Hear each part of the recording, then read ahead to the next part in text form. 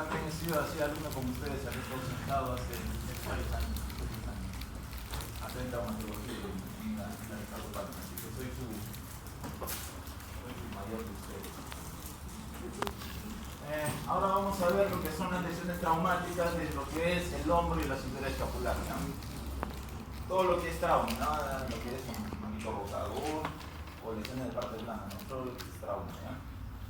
Primero vamos a ver todo lo que es traumatismos de la cintura escapular. Recuerden que la cintura o el anillo escapular está formado por todos los huesos o articulaciones que forman este arco o anillo. Entre ellos está el manubrio del esternón, la clavícula, ¿qué otra articulación? Acromioclavicular, el omóplato y todo lo que está alrededor, ¿no? Aparte también nosotros sabemos que en el hombro hay varias articulaciones, no solamente la acromioclavicular, la esternoclavicular, está también la glenohumeral, que después vamos a verla, que son las lesiones del hombro de por sí.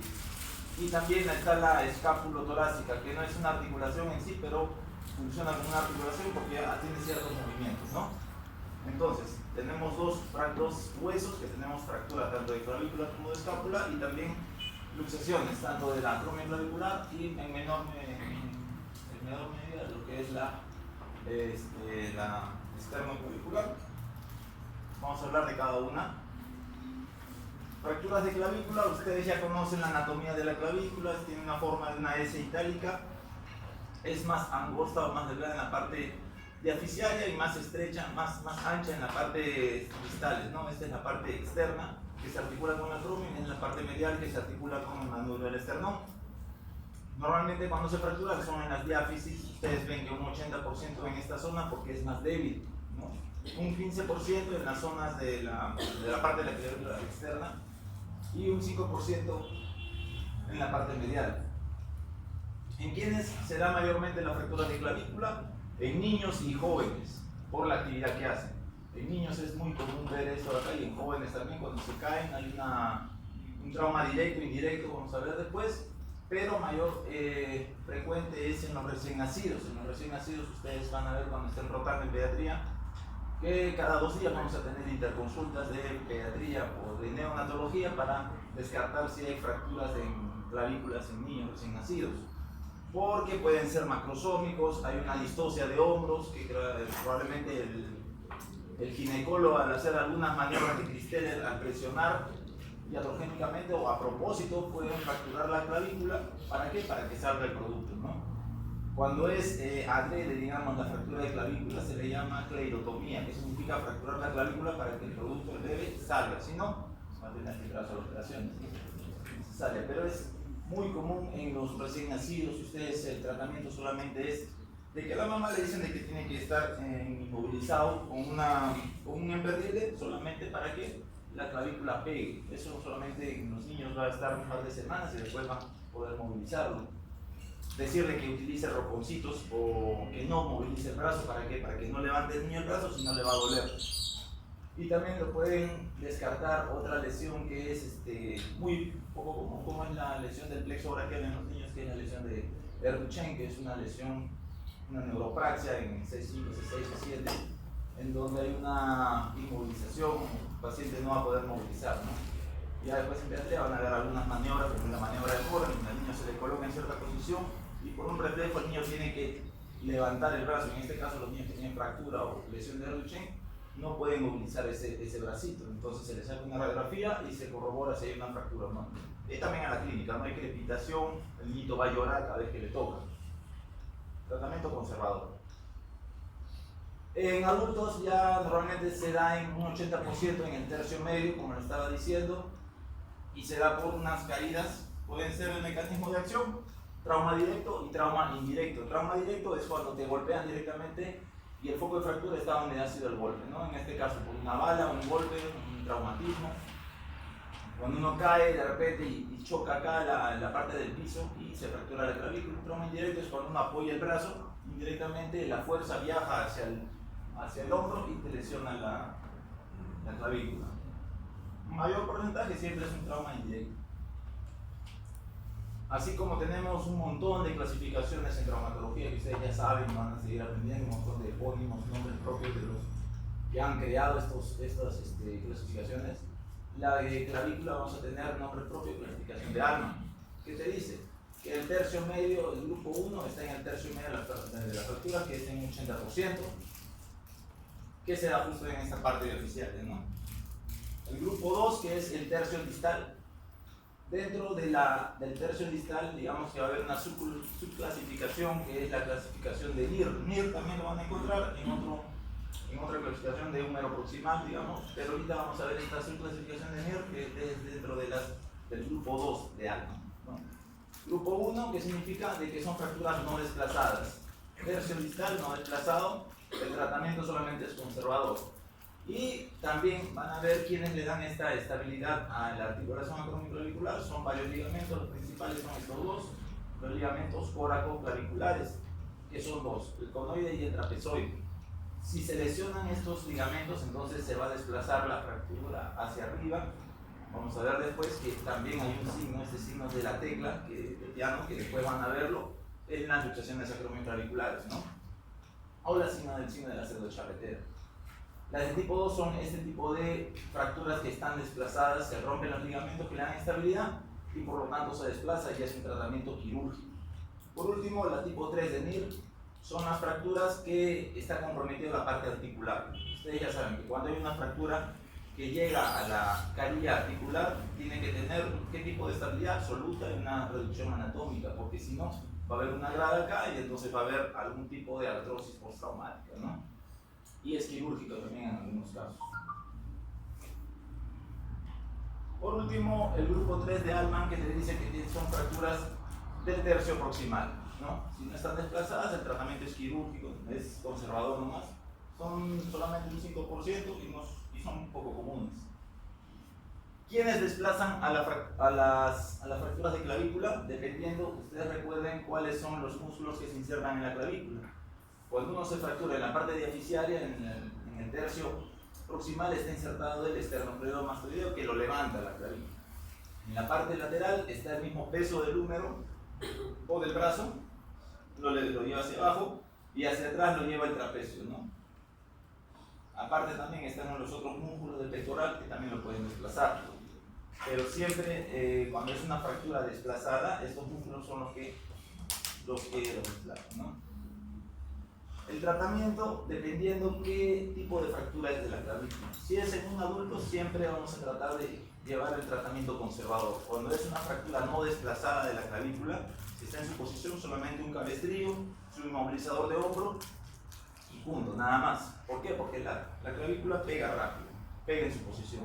Si está desplazada un poco, está cabalgada o de repente está muy aumentado ese espacio, uno al momento de poner los hombros hacia atrás con un vendaje en 8, lo que lo hace, lo alinea. Al alinear esa fractura o esos fragmentos, solamente por alineamiento, esa fractura va a tener que consolidar, ¿no? Va a formar su callo óseo, va a quedar un poquito ondulado de repente, pero lo importante es que va a pegar en esa posición, solamente con llevar los hombros hacia atrás. Ya después vamos a ver cuáles son el tratamiento quirúrgico, cuando se dan el tratamiento, indicaciones absolutas o relativas. Pero en el caso, normalmente en un 80-90% de los pacientes que vienen con fracturas de clavícula, tenga la edad que tenga, si no requiere tratamiento quirúrgico, el tratamiento son estos dos, ¿no? Tanto inmovilizaciones con esto acá, que es el cabestrillo, cuando no está desplazado, un promedio de 3 a 6 semanas, y después el paciente hay que darle movilidad, siempre al hombro, ya sea cualquier lesión que tenga, y veamos, al mes o antes tienes que hacerle movilidad, movimiento en péndulo o en movimiento de flexión o extensión, para que ese hombro no quede rígido y al final quede con un hombro congelado, una fasciolitis adhesiva. Si está un poco desplazado, entonces hay que mantenerlo hacia atrás con esto de acá, que es el vendaje en 8. Y este vendaje en 8 nunca se tiene que hacer con una venda elástica, porque la venda elástica te comprime y comprime, puede haber una lesión del plexo braquial. No tiene que ser un vendaje de tela o de repente un vendaje con yeso, para solamente mantener alineados los hombros hacia atrás y que peguen en esa posición. La clavícula puede quedar un poquito en flexión, un poquito cabalgada, no interesa en la posición que quede, la cosa es de que pegue. ¿Qué complicaciones? Como otros tipos de fracturas, vamos a tener complicaciones inmediatas y tardías. Las inmediatas, lesiones neurovasculares, puede lesionar el plexo braquial, lesiones vasculares, debajo de la clavícula está la arteria subclavia, Compartimental poco común porque no está tan irrigado, digamos. O embolia de grasa tampoco, porque la embolia de grasa se da en huesos grandes, ¿no? Pero sí, la mayor complicación de la fractura de clavícula son las consolidaciones viciosas. Ya cuando queda en una muy mala posición de repente, es la mayor complicación que puede dar. Artritis postraumática, cuando es una fractura en la articulación, digamos, en la cavidad articular. Y la pseudoartrosis, más que todo cuando es una fractura del tercio distal. ¿Ya? Siempre, cuando es una fractura del tercio distal, está muy desplazado, van a ver que es un tratamiento con indicaciones absolutas. Este tipo de pseudoartrosis en clavícula es poco común. A veces ustedes conocen qué tipo de pseudoartrosis hay. ¿Se recuerdan o no? Cuando hablan de pseudoartrosis van a ver pseudoartrosis hipertróficas, atróficas, normotróficas. Probablemente la clavícula va a ser un tipo de pseudoartrosis normotrófica porque los fragmentos están desplazados y no hay contacto entre ellos, así que no va a haber una consolidación, sino va a formar una pseudoarticulación en este caso, ¿no? Puede ser por una mala inmovilización, se desplazan, hay pequeños movimientos en esta zona y por eso no pega. Cuando no hay una buena fijación, digamos, y en este tipo de fracturas tipo 2, siempre cuando son tipo 2 hay que operarlo, porque puede ocurrir esto. Dentro de las indicaciones quirúrgicas absolutas vamos a ver de que cuando es un acortamiento más de 20 milímetros, o sea, más de 2 centímetros, la clavícula no tiene que quedar muy acortada, digamos de que hasta ahí nomás, ¿no? 2 centímetros más recortado, un hombro va a quedar más estrecho que el otro, un hombro va a quedar más corto que el otro. Por eso en ese caso sí hay que operarlo. Cuando son fracturas expuestas, como toda fractura expuesta, hay que operarlo. O una inminente interrupción de la piel, es decir, que hay un fragmento o una punta que está horadando la piel, que en algún momento esa punta va a romper la piel y se va a formar en una fractura expuesta, hay que operarlo, ¿no? Cuando hay un compromiso vascular de alguna arteria principal, cuando hay pérdida neurológica progresiva que está lesionando el plexo. Estas son las que les estoy mencionando, las principales. Igual cuando hay una alineación escapulotorácica, un tercer fragmento, porque puede haber varios fragmentos y puede consolidar solamente por alineación. Pero si hay un tercer fragmento, un fragmento que se está verticalizando, está penetrando la pleura, también hay que operarlo, porque puede lesionar, ¿no? Y las últimas que son fracturas de tercio distal que compromete, como que parece una luxación acromioclavicular que les estoy mencionando, ¿no?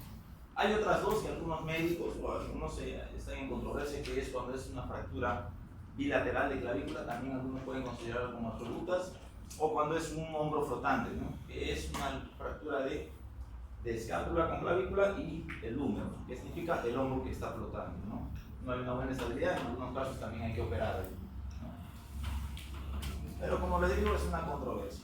Acá, por ejemplo, en las indicaciones relativas está las fracturas bilaterales o el hombro flotante, como les digo, ¿no? Que puede estar en la relativa, pero para el examen tómelo como si fuera relativa. Relativa significa que si puedo, lo quiero o no operar, igual va a pegar, ¿no?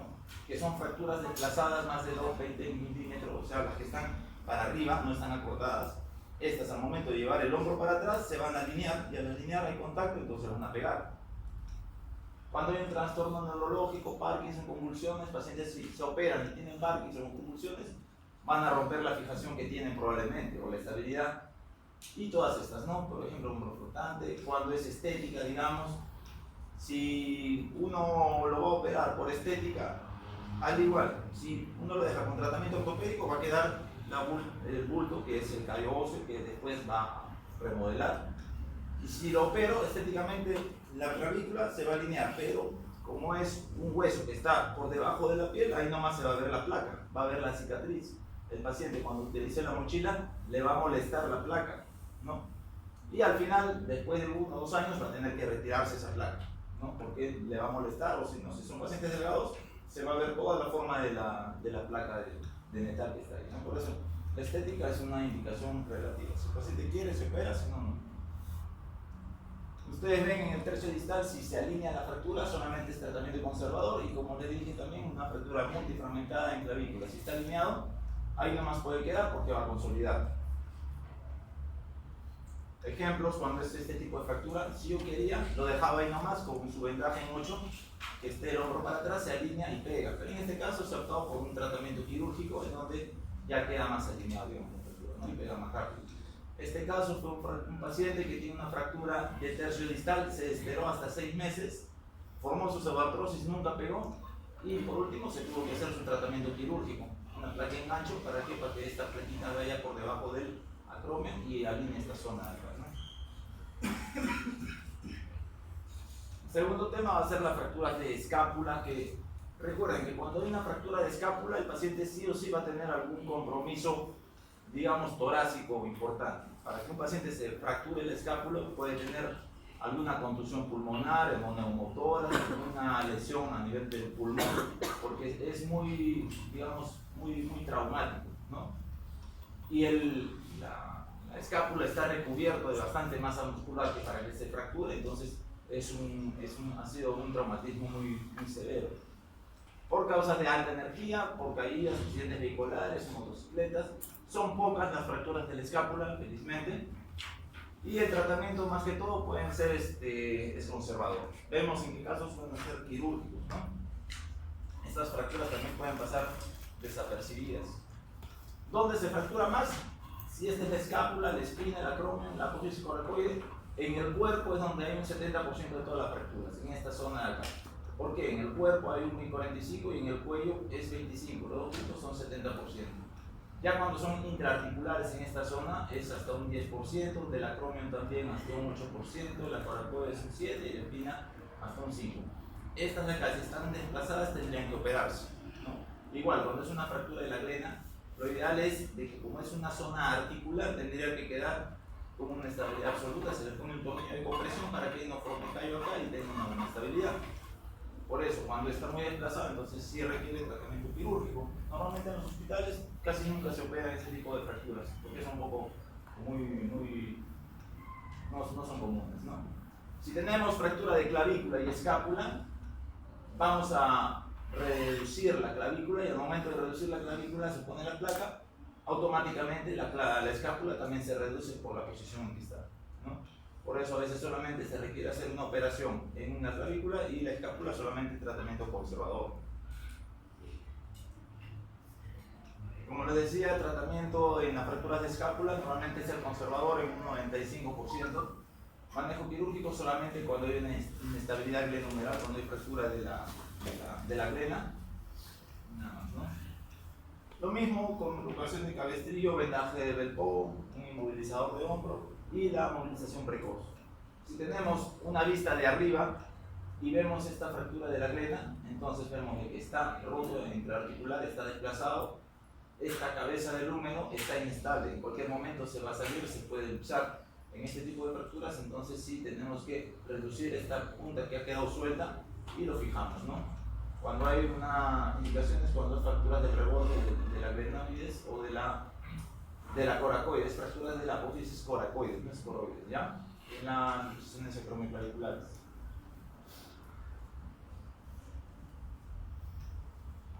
Ya vimos los dos tipos de fracturas, ahora veamos la otra que es la luxación acromioclavicular. Es una de las más conocidas, digamos. Antes de hablar de la luxación, vemos la anatomía, cómo está formado la articulación acromioclavicular. Tiene dos principales estabilizadores, digamos, ¿no? El primero es la articulación entre el acromio y la clavícula, la cápsula articular y los ligamentos que lo envuelven, ¿no? Los ligamentos acromioclaviculares. Y la segunda son estos dos ligamentos que conjuntos se llaman ligamentos coracoclaviculares y particularmente cada uno se llama ligamento conoide y trapezoide. Aparte también está este ligamento que no le da estabilidad pero sirve en el tratamiento. Después vamos a ver que es el ligamento coracoacromial, ¿ya? Es poco común, hay mayor fracturas de clavícula, por cada 12 fracturas de clavícula hay una luxación acromioclavicular. Se rompen estos ligamentos que son los principales, hay dolor, tumefacción en esta zona y el paciente no puede movilizarlo en la fase aguda. ¿Cómo es que ocurre esta lesión? Cuando uno cae de hombro, la bola del húmero, digamos, la bola del deltoide, cae directamente sobre el piso, uno empuja el acromio y la articulación se separa, la clavícula se ve hacia arriba, ¿no? Cuando hay accidentes deportivos, esquí, moto, bicicleta, uno cae de escaleras de repente. Y tenemos que diferenciarlo con las que son las fracturas del tercio distal de la clavícula, porque en esta zona el paciente te va a decir que justo le duele acá, ¿no? Al examen ustedes van a señalar que el paciente le duele acá, hay el signo de la pseudocharretera, hay el signo de la tecla de piano, ¿no? La cosa es diferenciarlo con una radiografía. Vemos la radiografía, tiene que ser en zanca, que significa a nivel de la tetilla, le toma la radiografía dirigido hacia arriba, con un peso en ambos brazos, ¿para qué? Para que al momento de que cargue el peso se pueda el brazo bajar y ver si es que realmente hay una diferencia entre los dos. Ustedes ven acá, esta es la radiografía normal, el espacio entre la clavícula y el acromion, hay una línea nomás que lo separa, está a la misma altura. En cambio acá, ven el acromion más abajo y la clavícula más arriba. Acá se han roto los ligamentos, por eso este espacio que es entre la apófisis coracoide y la clavícula es mayor que este espacio de acá. Se han roto los ligamentos, si yo lo presiono en esta zona, va a bajar y después, como dice la tecla de piano, esto solito. Si yo lo suelto, sube, ¿no? No hay nada que le dé estabilidad en esta zona.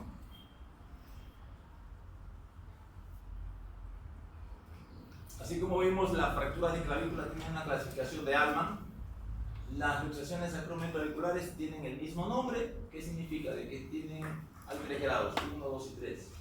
Allman 1 que te dice de que solamente es un esguince acromioclavicular, que significa que los ligamentos están intactos. Puede estar inflamado, puede haber edema, puede haber alguna microtraumatismos, pero está a la altura, están conservados tanto las estructuras que le dan estabilidad entre el acromioclavicular, la cápsula y los ligamentos acromioclaviculares y los coracoclaviculares. Allman 2 que te dice de que sí se rompe lo que es la articulación acromioclavicular con los ligamentos, pero lo que le da estabilidad son estos dos que están indemnes, los ligamentos coracoclaviculares, ¿no? Puede haber algún tipo de desplazamiento, hasta un 50%, un poco más arriba se puede ir la clavícula, pero en ambos casos el tratamiento es conservador. Por otro lado, un Allman 3 ya te dice que hay una rotura total de todo lo que le da estabilidad de la articulación acromioclavicular y los ligamentos coracoclaviculares, ¿no? Por eso es que la clavícula ya se va hacia arriba y se desplaza.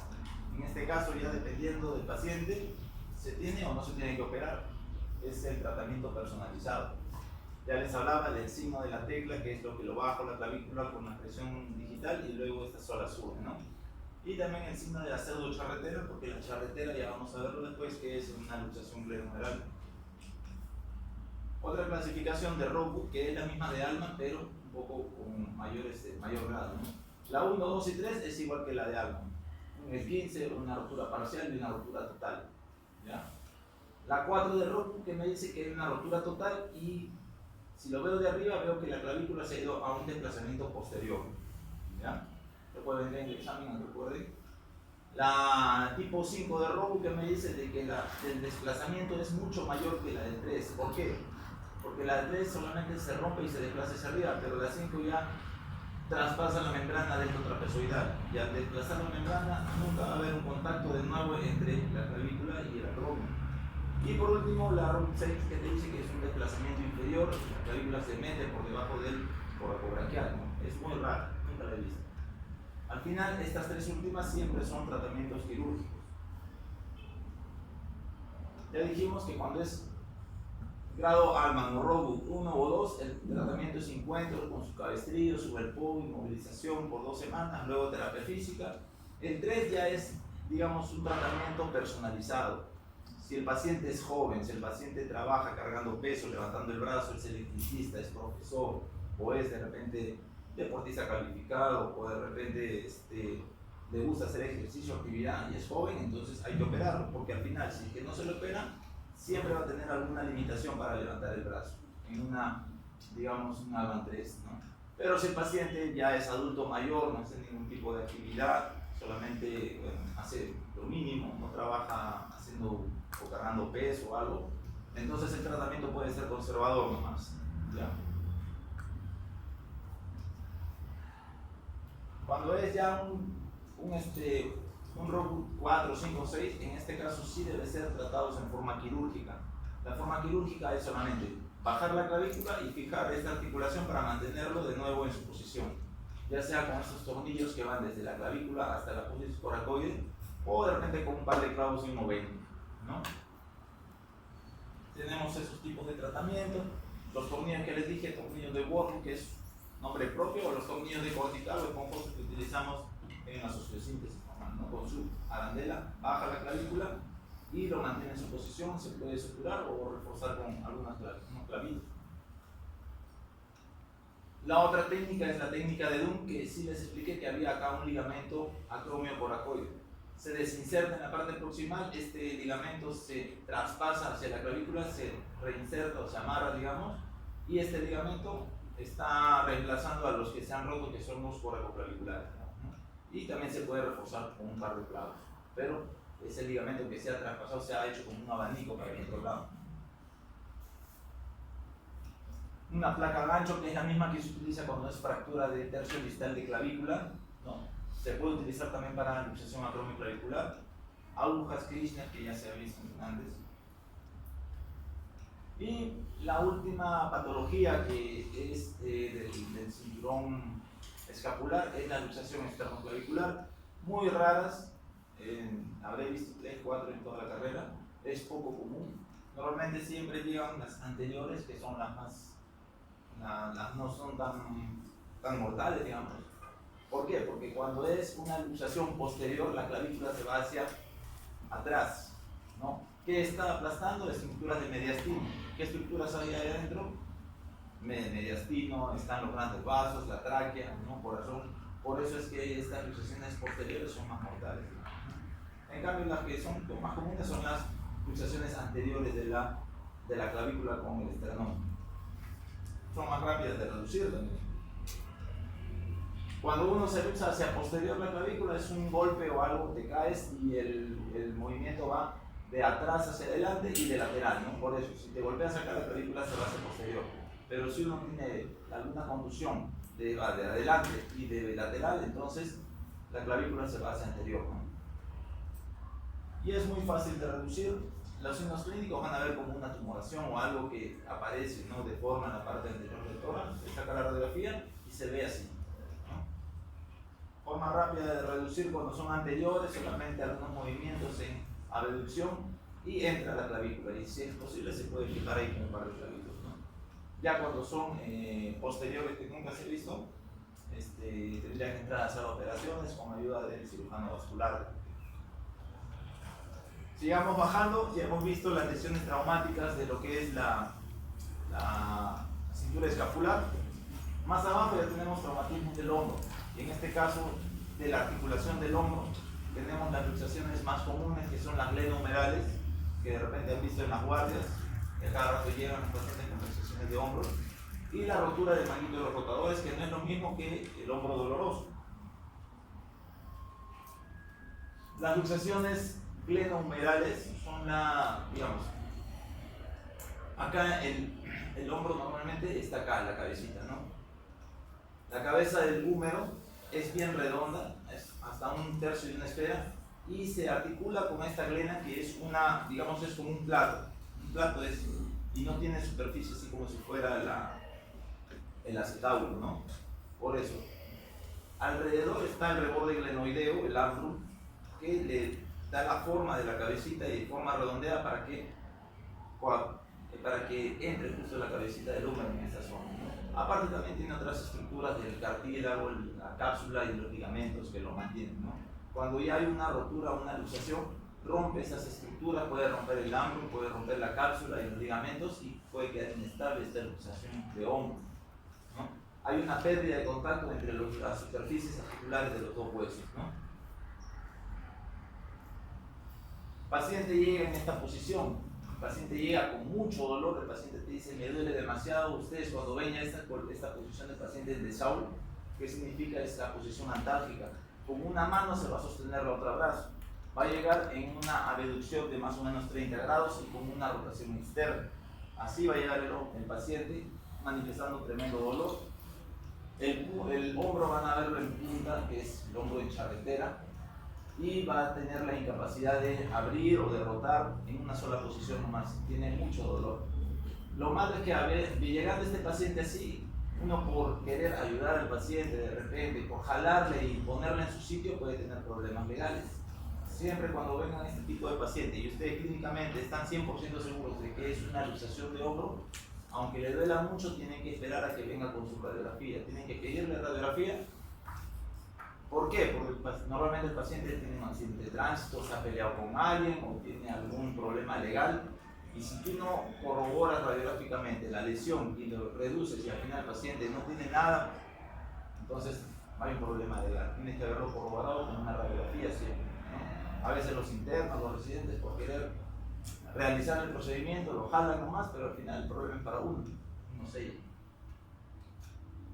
Dentro de las radiografías uno puede detectar que también pueden haber fracturas intraarticulares. Si es un adulto mayor que tiene una fractura no desplazada, uno lo quiere maniobrar o manipular, termina de fracturarlo y el paciente va a tener otra complicación. Por eso, con una radiografía, ustedes le avisan al paciente de que, o al familiar de que ya viene con el hombro luxado y aparte también tiene una fractura. Y con eso ya sabe el familiar o el paciente que la fractura ha estado antes, ¿no? Porque después te va a decir, no, usted me lo ha jalado, me lo ha roto el hueso en esta mano, ¿no? Todas estas características es como llega el paciente a la guardia, digamos, ¿no? Ya les hablé del signo de la charretera, que es el hombro en punta. La charretera, recuerden que es lo que utilizaba Napoleón Bonaparte o San Martín, esas hombreras que tienen forma de punta, por eso llega en esa posición. El signo del hachazo también se le llama, ¿no? Y esta es la posición de desahogo, que el paciente se lo coge y está en abducción en rotación externa. La radiografía ya les tenemos que tomar en dos posiciones, axial de la escápula, para verificar de que en la luxación, en un 95% de los casos, siempre es anterior. Y la proyección AP. Se confirma el diagnóstico en dos proyecciones y se buscan posibles fracturas asociadas, ya sea de la glena o de repente del húmero. Vamos a ver más adelante cómo se diferencia una luxación anterior de una posterior. Una luxación posterior no se ve así. La luxación posterior parece que estuviera reducido, ¿no? Y también en una luxación posterior hay una abulsión del troquín, no del troquíter, ¿ya? A diferencia de una luxación anterior que normalmente a veces puede lesionar por abulsión el troquíter, porque acá se insertan ciertos tendones, vamos a ver cuáles son.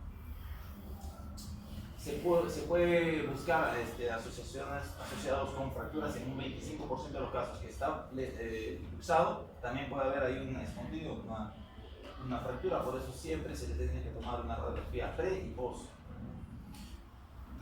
Como les mencionaba, a diferencia de las luxaciones de cadera, que sabemos que la mayoría son posteriores, las luxaciones de hombro, el 95% de los casos son anteriores, ¿ya?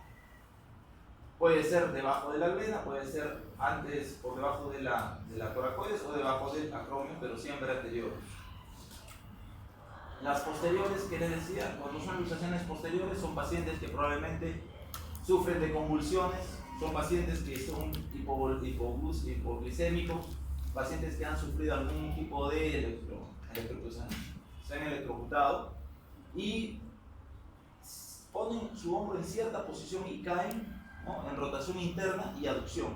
El paciente llega en esta posición y cae. Y tiene esas diferencias con las luxaciones anteriores, ¿no? Recuerden que siempre son pacientes que tienen convulsiones, tienen de repente hipoglucémicos, llevan su brazo hacia aducción y rotación interna, puede haber una abulsión del troquín, ¿no? Y también puede, en la radiografía puede que no se vea que está luxado, ¿no? A diferencia de las anteriores. Las superiores son luxaciones en donde la glena o el húmero, la cabeza humeral se va hacia arriba. Para que se vaya hacia arriba, de todas maneras, tiene que fracturar el acromio, ¿no? Y las inferiores son raras también, pero sí he visto unos 4 o 5 casos donde el paciente llega en emergencia en esta posición, ¿no? Que significa que es una posición con el brazo erecto.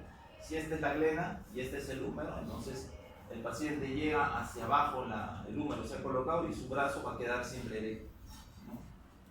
Y se le hace las maniobras para poder reducirlo, para que encaje la cabeza del húmero en la glena nuevamente. Son raras. Complicaciones de las luxaciones, ya sean anteriores o posteriores. Lesiones nerviosas, ¿qué significa?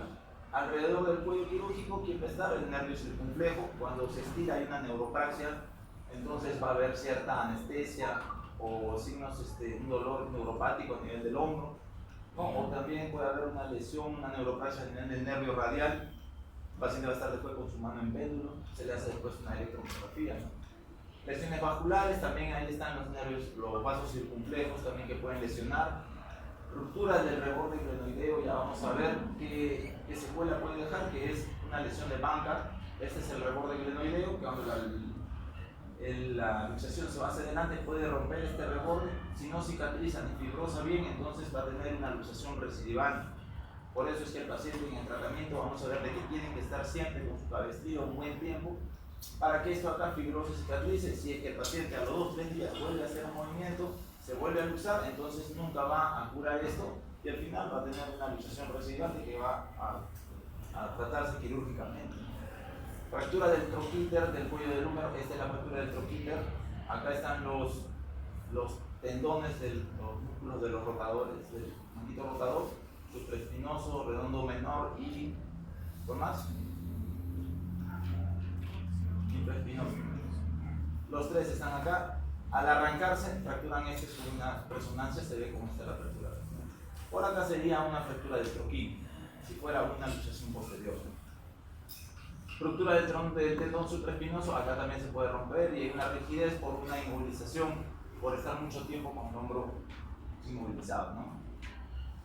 Lesión de Bankart y de Hill-Sachs son las complicaciones que pueden dar a nivel del hombro las luxaciones. Bankart, que es el desprendimiento del ambro, eso que les dije, puede ser un Bankart de partes blandas o un Bankart óseo que está acompañado con una fractura. Si esto de acá no se resuelve, no pega o no fibrosa y se coloca en su posición, entonces el paciente, al tener esta lesión crónica, va a salir el hombro por ese mismo sitio siempre, ¿no? Por eso uno tiene que inmovilizarlo y dejarlo con su cabestrillo mínimo un mes. La otra es la lesión de Hill-Sachs, que es una fractura de la cara posterior de la cabeza del húmero. Al luxarse, el húmero se va hacia adelante y la plena, la punta anterior, va a aplastar, va a haber una fractura por indentación, digamos, ¿no? Lo está aplastando y acá se ve. Esta es la lesión de Hill-Sachs. Y tenemos variantes de luxaciones de hombro. ¿Cuáles son? Una es la luxación tardía inveterada. Puede haber una luxación aguda que es en menos de 3 semanas, ¿no? Y una luxación tardía inveterada que normalmente no se diagnostica en el momento, son de más de 3 semanas. Ustedes cuando vayan a la provincia van a ver pacientes que de repente están con su brazo en cierta posición, que se han luxado, nunca se han tratado, nunca llegaron al centro de salud, nunca llegaron con un especialista, pero si solamente se le hacían las maniobras, se le ponía su articulación en su posición, entonces no hubieran quedado con esa secuela, ¿no? Hemos tenido pacientes que de repente han estado un mes con una luxación y se le ha podido reducir, ¿no? Pero normalmente cuando es de más de 3 semanas ya necesita una reducción quirúrgica, no cerrada, ¿no? Una reducción abierta. Luxación habitual son pacientes probablemente que tienen alguna patología del colágeno, ¿no? Son pacientes que tienen una hiperlaxitud ligamentaria, que un poco común es que se luxan el hombro, ya sea para arriba, para abajo, para así, cualquier posición, pero son luxaciones habituales que son indoloras. Recidivantes son los pacientes que no cicatriza bien esa lambrum, esa cápsula articular, y se luxan en varias ocasiones. Si es más de 4 veces al año, entonces el paciente ya requiere un tratamiento quirúrgico. Y luxaciones irreductibles son pacientes que al momento de que llega a la guardia, digamos, no podemos reducirlo. ¿Por qué? Porque puede haber ahí alguna estructura que esté interrumpiendo que la cabeza del húmero entre en la glena, ¿no? Se le hacen todas las maniobras posibles y no se logra la reducción, ya tiene que entrar a sala de operaciones.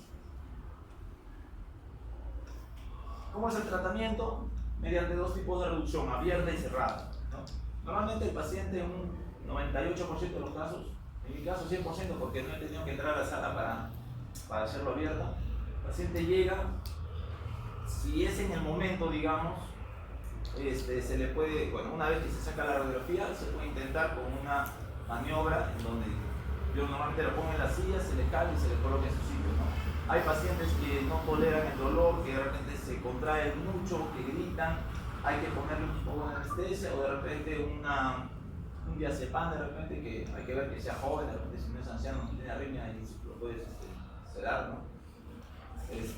Puede quedar ahí nomás, con mucho cuidado nomás. ¿Para qué? Para relajarlo un poco al paciente, para que no sienta el dolor y que no te, digamos, no te dé esa contractura y te deje, digamos, reducir la luxación, ¿no?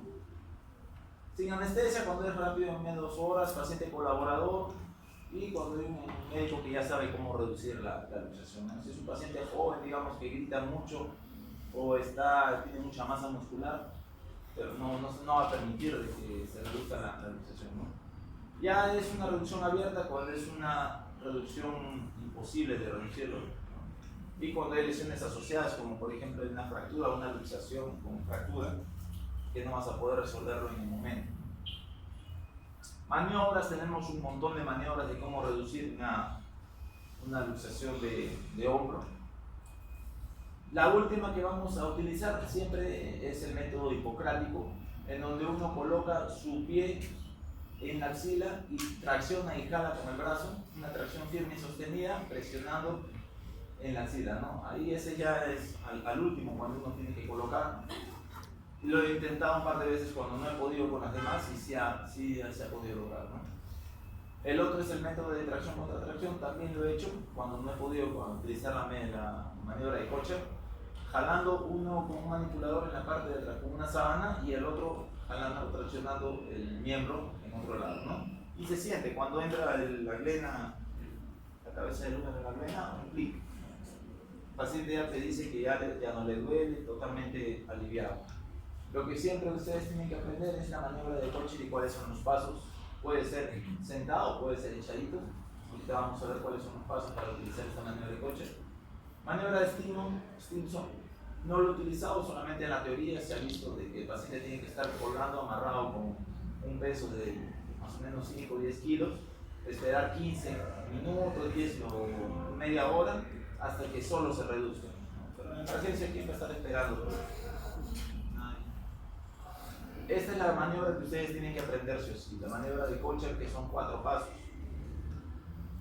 ¿No? La primera es de que el paciente tiene que estar relajado, uno tiene que traccionar, luego tiene que hacer una rotación externa. Al traccionarlo, lo va soltando, al hacer la rotación externa, entonces ustedes van a sentir el clic cuando la cabeza ya entra a la glena.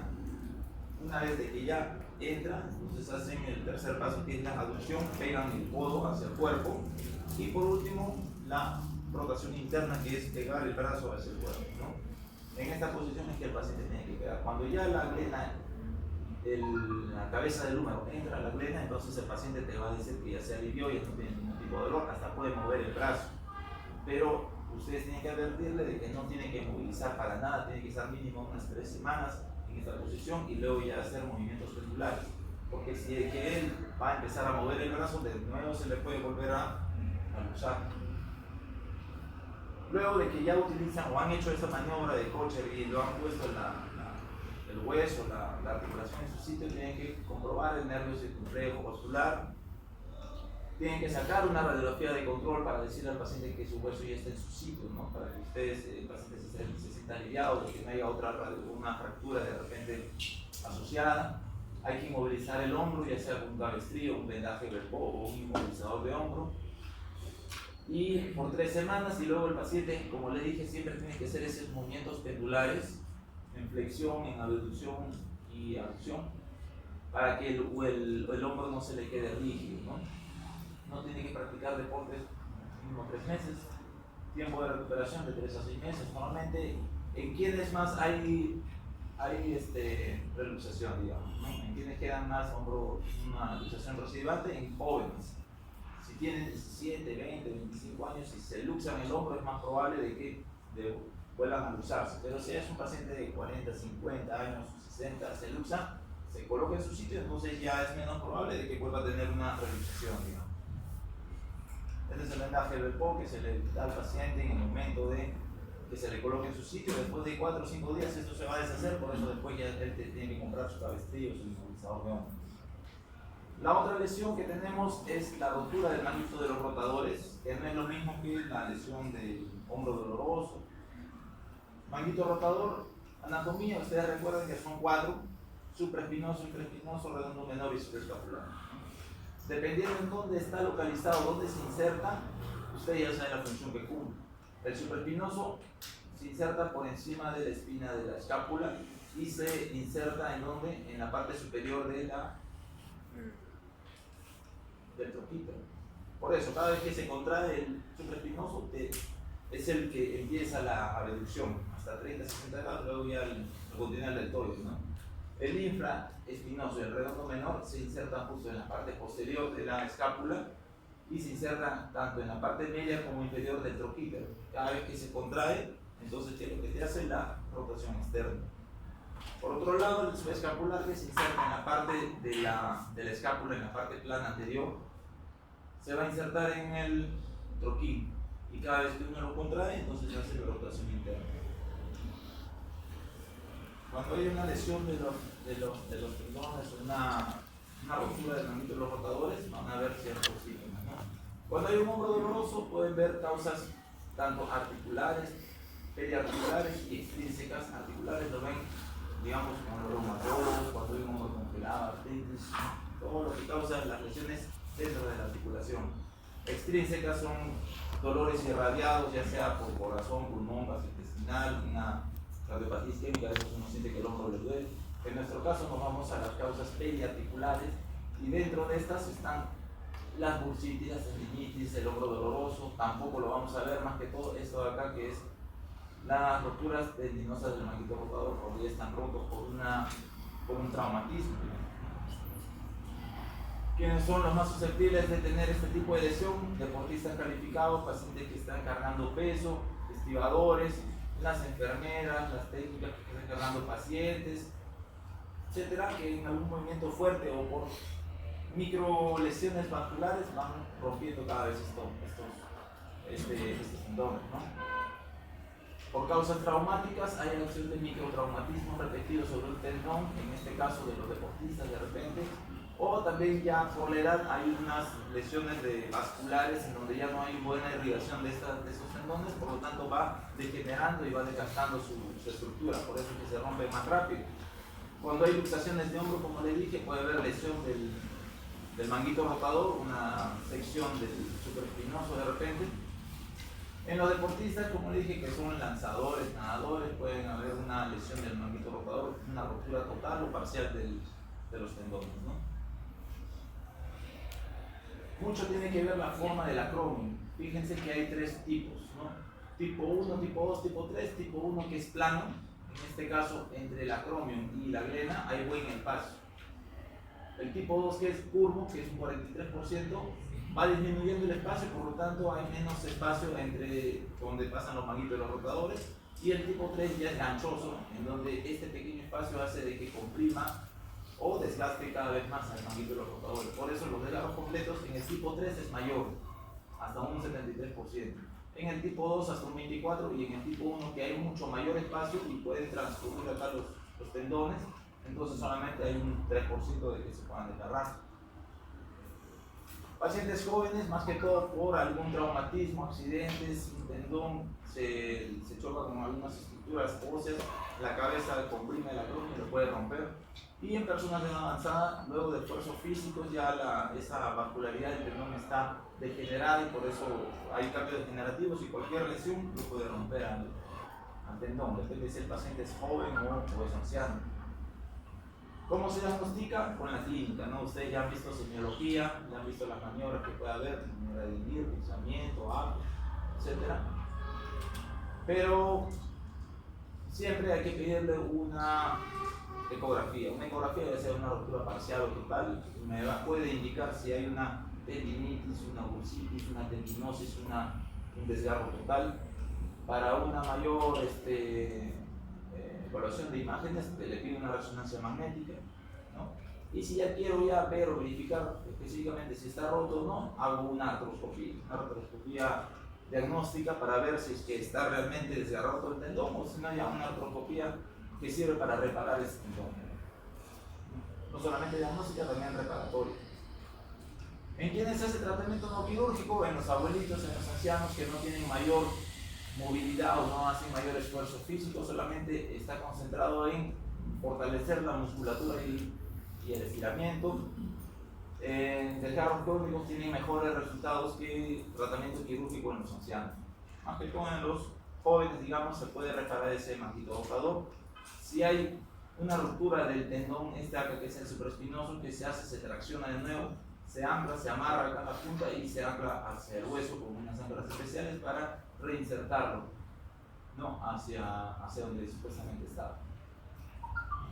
También se puede hacer una acromioplastia. Esos acromios que están en gancho o están curvos, se le hace una acromioplastia, se lima, digamos, ese hueso que está en puntiagudo para darle mayor espacio y liberar ese espacio que está subacromial, ¿no? Ya vimos cintura escapular, hombro y la parte proximal también, que es parte del hombro, que es fracturas del húmero, ya sea húmero proximal y húmero diaficiario.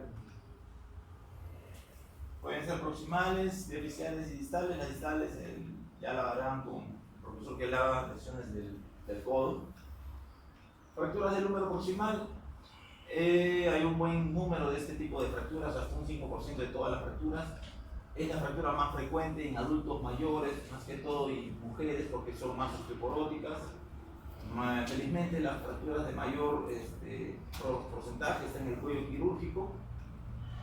Son de menor energía y mayor en los pacientes de más de 55 años, ¿no? Siempre van a ver en fracturas de húmero proximal si están desplazadas o no están desplazadas. Normalmente el 80% no están desplazadas o mínimo desplazamiento, en donde el tratamiento siempre es conservador, sea la edad que sea, ¿no? Si yo tengo una fractura, van a haber ciertos, digamos, casos, ¿no? Si yo tengo un paciente que tiene fractura de húmero, aunque tenga 1, 2, 3 fragmentos, pero esté en su sitio, el tratamiento solamente es conservador, ¿no? Si yo tengo un paciente joven que tiene fractura y está desplazado, siempre el tratamiento va a ser osteosíntesis, recuerden. Siempre hay que tratar de mantener del paciente joven su fractura su hueso propio, ¿no? Porque si está, aunque tenga 3, 4 fragmentos y está desplazado, paciente de 20, 30, 40, 50 años, no hay que condenarlo a ponerle una prótesis, igual que en las fracturas de cadera. Siempre hay que tratar de hacer osteosíntesis. Pero si ya tengo un adulto mayor que tiene fracturado el húmero proximal y está muy desplazado, ahí sí hay que hacerle, digamos, prótesis, ¿no? ¿Por qué es que hay un 80% que no está desplazado? Porque hay algunas estructuras que lo mantienen a la cabeza del húmero en su sitio. Los tendones del manguito rotador están intactos, sirven como una mano, por eso se llama manguito, que lo mantiene el húmero en su cabeza en su sitio, ¿no? La cápsula también puede estar intacta y el periodo que grueso en esa zona también está intacto. El mecanismo puede ser indirecto cuando hay una caída de la mano y la fuerza va hacia arriba y lo fractura, o un mecanismo directo cuando cae de hombro y hay una fractura del húmero proximal. A los 2 días más o menos se puede ver este signo que es patognomónico de las fracturas del húmero proximal, el signo de Eneky, en donde ven una equimosis tanto en la parte interna del tórax, externa, perdón, del tórax, como en la parte interna del brazo, ¿no? Y la equimosis viaja hasta el codo. Algunos te dicen, mira, en el codo puede haber alguna lesión. No, es por gravedad, que la sangre ha bajado y solamente es la equimosis por la gravedad, por la fractura que ha bajado la sangre, ¿no? Una clasificación muy común es la clasificación de NIR, es bien compleja, se basa más que todo en la angulación de las fracturas y en el desplazamiento. No se basa en el número de fragmentos, se basa más que todo en eso. Mientras más desplazado esté o mientras más angulados estén los fragmentos, va avanzando el grado de clasificación de NIR, ¿no? También se basa en el número de fragmentos, como les dije. Puede ser en un fragmento si la fractura es en la cabeza o en el cuello anatómico, si es en el cuello quirúrgico, si tiene una fractura en la tuberosidad mayor en el troquíter, o en la tuberosidad menor o en el troquíter, ¿no? Si tiene una fractura de todo esto de acá y no está desplazado, entonces el tratamiento se considera como un solo fragmento, tratamiento conservador.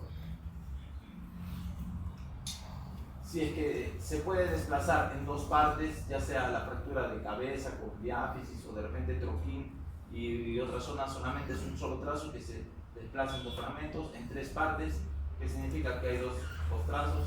En cuatro partes ya se desplaza el troquín, el troquíter, la cabeza y la diáfisis, o si puede haber una luxación, ¿no? Todo esto se basa en la clasificación de Nierl. Pero nosotros vamos a ver la clasificación de la O, que ustedes ya la están aprendiendo poco a poco. Recuerden que normalmente cuando es una fractura articular, la fractura articular siempre va a ser, se puede dividir en A, B o C, ¿no? La A siempre son extraarticulares, la B puede ser fractura articular parcial y la C una compleja. Pero en la cabeza del húmero y en la cadera son totalmente distintas, no lleva esa regla. Recuerden que el húmero siempre va a ser el 1-1, porque va a ser el primer 1 es el húmero y el segundo 1 es la parte proximal. A, B o C, las A son extraarticulares, no llega a la articulación. La B es también extraarticular, ¿ya? Y la C ya son intraarticulares con la cabeza. ¿Cuál es la diferencia? En que se diferencia la A con la B, porque esta acá es una extraarticular, pero solamente tiene un solo trazo. En cambio la B ya tiene dos trazos, ¿ya? Esta se divide en dos fragmentos y esta hasta en tres fragmentos, ¿ve? Bifocal, hay dos trazos, y unifocal. A1 agarra la tuberosidad, solamente es una evolución de la tuberosidad, de repente acá se insertan los tendones y lo está traccionando.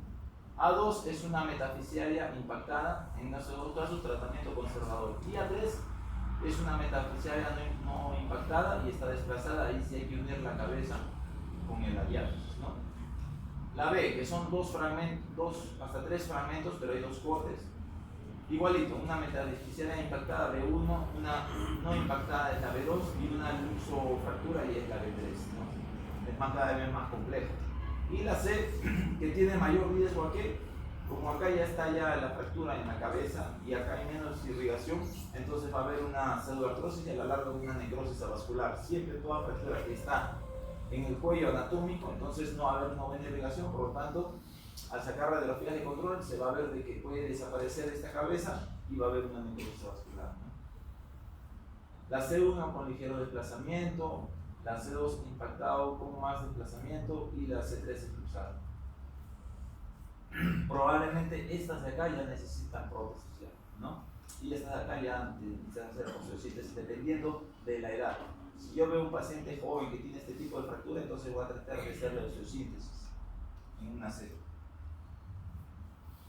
Como le dije, el tratamiento depende de la edad, depende de la calidad del hueso, del tipo de fractura y las lesiones simultáneas, que significa que se puede haber o no una luxación de la cabeza, ¿no? Si es que no está desplazado, ya les dije, tenga la edad que tenga, solamente tratamiento conservador, y si hay desplazamiento quirúrgico, ya sea osteosíntesis o prótesis.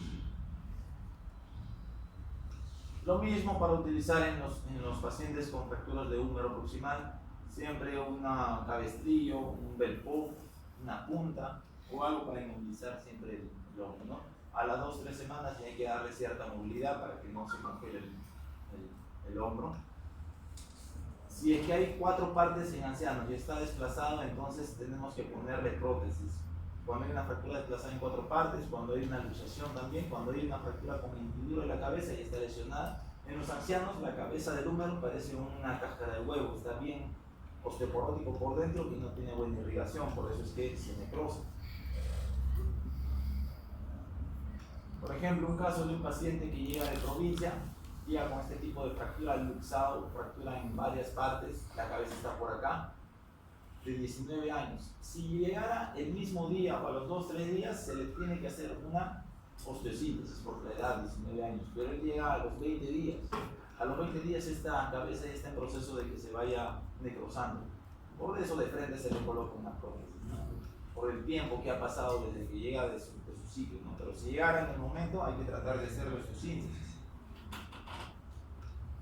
Estas fracturas de húmero proximal están con una mala inmovilización, no tiene una buena estabilidad, se le ha puesto un tornillo que justo va al foco de fractura con otro tornillo y se le ha amarrado con alambre.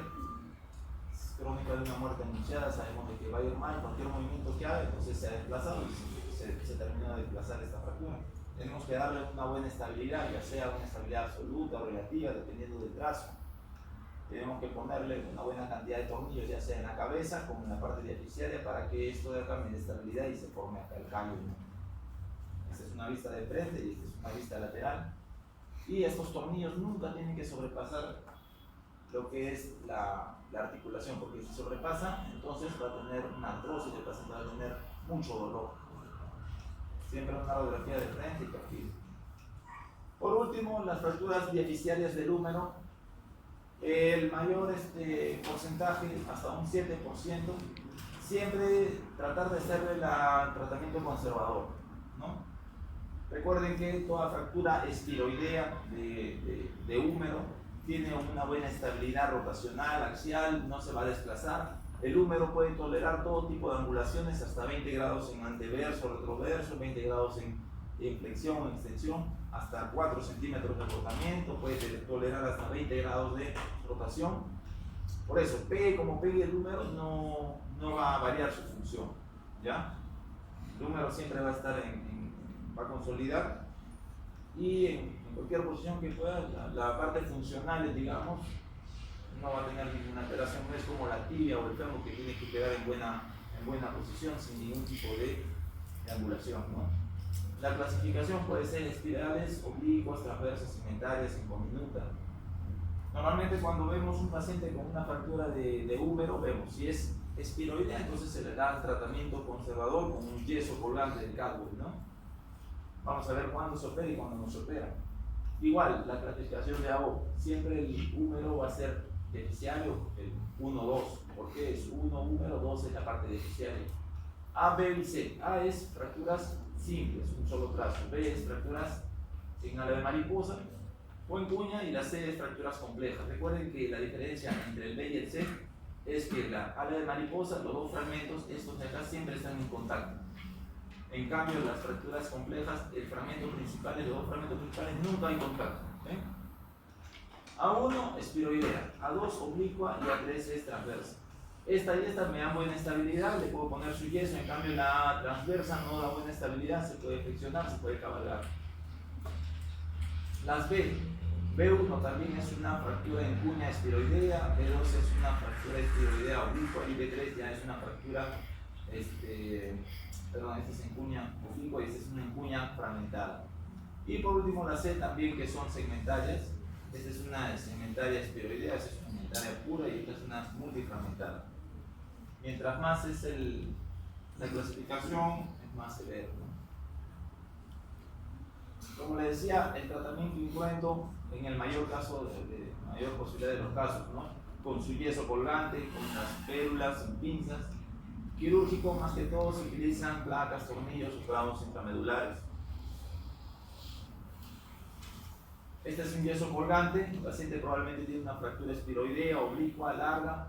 Solamente el tratamiento conservador y verificar si es que el paciente tiene lesión del nervio radial. Acuérdense que el nervio radial viene en la parte posterior. Cuando hay una fractura puede haber una neuropraxia, una isonomesis, poco probable una neuromesis, que es el corte total del nervio, ¿no? Siempre es una neuropraxia, el nervio se lesiona, se comprime, y el paciente viene con una mano en péndulo, viene con una mano colgada, no puede hacer la reducción del primer dedo ni la extensión de los dedos, tiene una anestesia, una sensibilidad alterada a nivel de los 3 primeros dedos del dorso, ¿no? Eso es lo que altera el nervio radial. El paciente puede estar bien con su yeso colgante de Cadwell, tiene que dormir semisentado al menos un par de semanas, y este yeso, como cuelga, la posición hace de que el húmero quede en una posición solamente por alineamiento, ¿no?